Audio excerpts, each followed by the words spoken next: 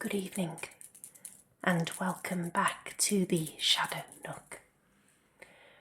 This evening we are travelling to Wales. In the quiet market town of Ruthin, in North Wales, stands the imposing ruins and towers of Ruthin Castle.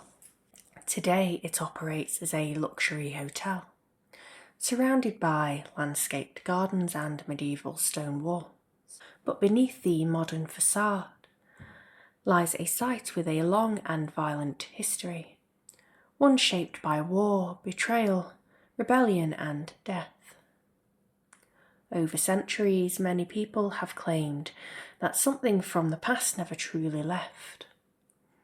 Guests have reported strange footsteps echoing through empty corridors, disembodied voices in rooms that should be silent, apparitions drifting through stone walls, and perhaps most unsettling of all, the castle is said to be haunted by several spirits, including an axe-wielding woman, a silent soldier, a mischievous child, and even ghostly monks. To understand why so many hauntings are reported here, we first need to take a look at the castle's long and turbulent history. So, the land where Ruthin Castle stands has been occupied for far longer than the castle itself. Archaeological evidence suggests the ridge overlooking the Vale of Clwyd was used as an Iron Age fortification long before medieval stone walls were built.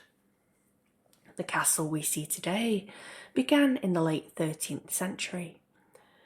In 1277, the English King Edward I of England granted the land to Welsh Prince Dafydd ap Gruffudd, the brother of Llewellyn ap Gruffudd, the last native prince of Wales. Dafydd constructed a castle on a ridge of red stone overlooking the valley. It was known in Welsh as Castell Coch yn yr Gwenfor, meaning the Red Castle in the Great Marsh, and apologies if I mispronounce that. The fortress was designed as a defensive stronghold. It featured multiple towers, thick curtain walls, and a fortified gatehouse. Its elevated position allowed defenders to see approaching enemies from miles away. But the political alliances of the time were fragile. Just a few years after building the castle, Dafydd rebelled against the English crown. His rebellion failed, and he was captured and executed. Ownership of the castle passed to the powerful de Grey family, who ruled the surrounding lordship of Dyffryn Clwyd for more than 2 centuries. Under their control, Ruthin Castle became an important military and administrative centre in the region. The castle would soon find itself at the centre of one of the most famous uprisings in Welsh history. At the start of the 15th century, tensions only grew between the de Grey family and a Welsh nobleman named Owen Glyndwr. A bitter land dispute between Glyndwr and Reginald Grey, Baron Grey de Ruthin, became the spark that ignited a nationwide rebellion against English rule.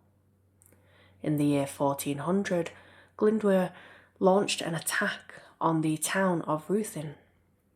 According to historical accounts, the Welsh forces burned much of the town to the ground.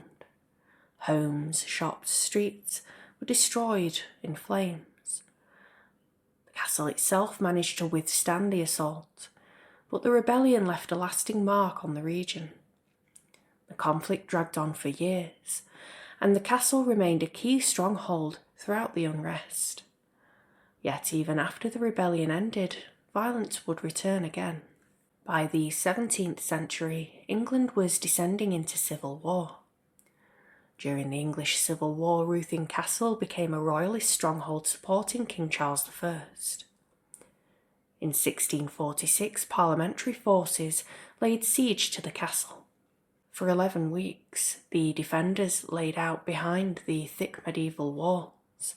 Eventually, the attackers threatened to mine beneath the walls and collapse the fortress. Facing inevitable destruction, the defenders surrendered. After the war ended, Parliament ordered the castle to be deliberately damaged to prevent it from ever being used as a fortress again. Its walls were dismantled and partially demolished, a process known as slighting. For centuries afterwards, the once powerful fortress stood as a ruin. A large country house was built among the medieval remains.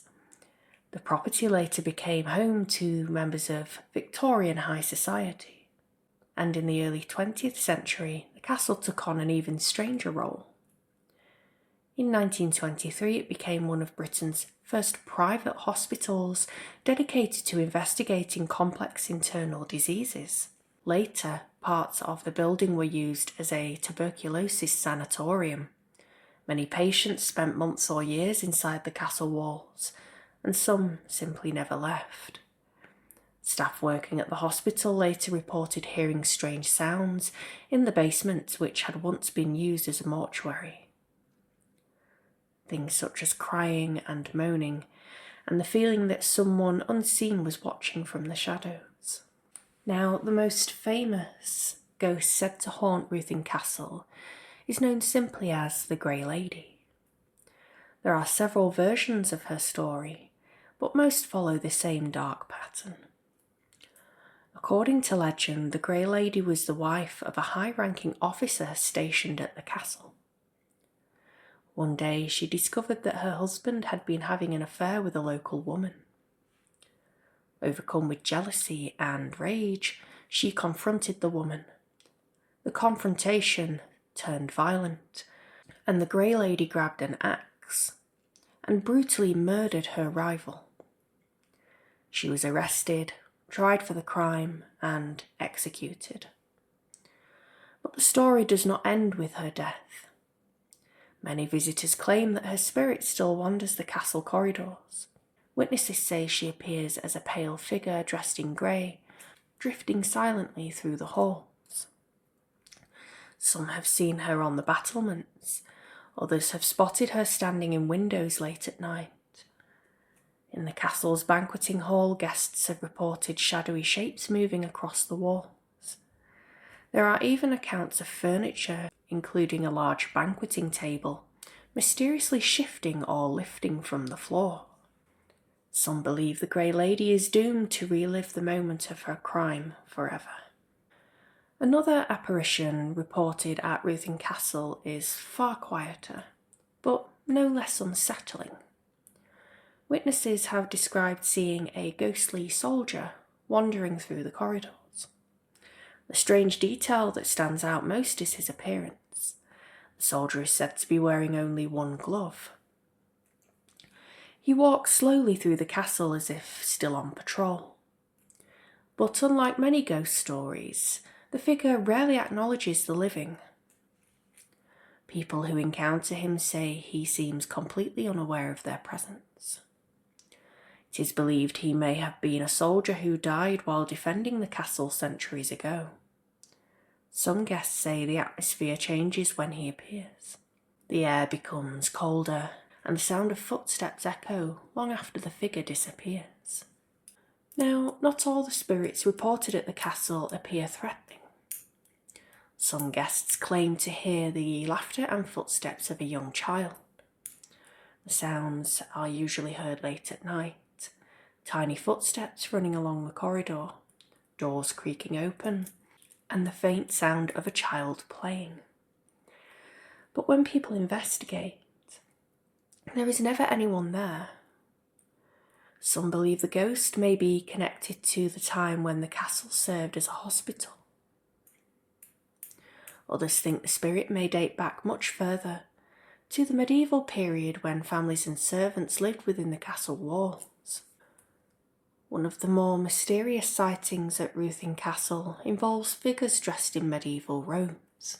Several witnesses have reported seeing hooded monks appearing in the castle library. The figures are said to emerge suddenly, standing silently among the shelves, and then, just as quickly, they vanish. Some objects in the room are found to be moved or disturbed where nobody has been inside. No one knows exactly who these monks might have been, but some believe they may be connected to the religious prisoners once held at the castle. Ruthin Castle has stood on its sandstone ridge for more than 700 years. It has witnessed wars, rebellions, executions, disease and death. Many people believe places that experience so much suffering can hold on to that history, like echoes trapped within the stone walls. Today, the castle welcomes guests from around the world. Most simply enjoy the historic surroundings and beautiful Welsh landscape, but every so often, someone hears footsteps in an empty corridor, or sees a shadow drifting through a doorway. And for a moment, the past doesn't feel quite so distant, because at Ruthin Castle, some believe the past may never have truly left. Let me know down below if you enjoyed today's story, and before you go, we will do your oracle card reading.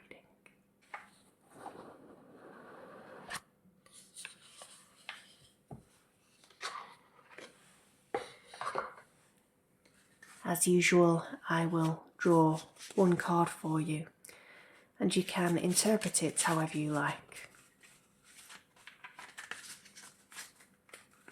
Okay.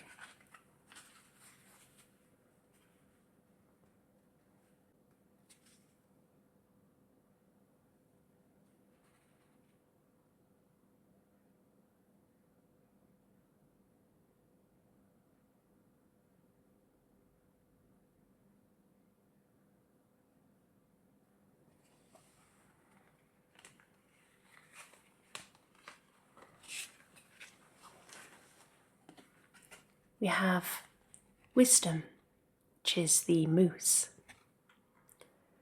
Let your head and mind reach to the stars, yet keep your feet grounded on the earth. Listen to the ancient wisdom in your soul. The ancestors speak through you. You know much. Let me know down below what this could possibly mean to you. Thank you again for joining me this evening in the Shadow Nook. Don't forget to collect your subscription on your way out, and sleep well.